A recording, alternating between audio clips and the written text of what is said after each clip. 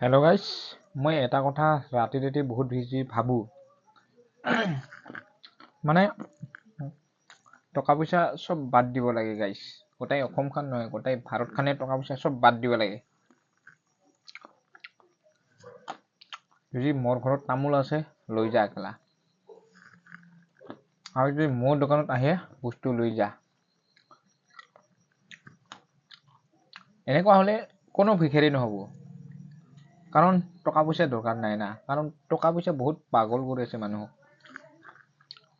যদি সকলোৱে যদি টকা পইচা বাদ দিয়ে, বস্তু দি চাউল লৈ যা, তামোল দি ধান লৈ যা, এনেকে যদি সকলোৱে কৰে, বহুত ধুনীয়া এটা আমাৰ অসমখন ধুনীয়াকে চলিব। ভিখাৰী মানুহ ধনী হৈ যাব।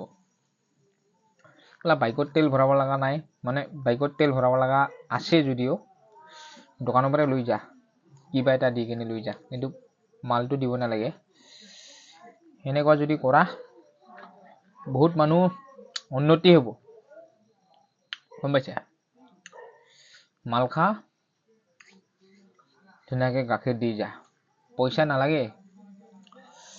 মানে এনেকে মানে মানুহক পাগল কৰি আছে এই পইচাটো, মহাত্মা গান্ধীটো। মই এটা কথা ৰাতি সদায় ভাবোঁ, এইটো কথা। টকা একদম বৰবাদ কৰি দিছে মানুহক। টকাটো বাদ দিয়ক না। মই যেনেকে কৈছোঁ সেনেকে কৰক। ধন্যবাদ।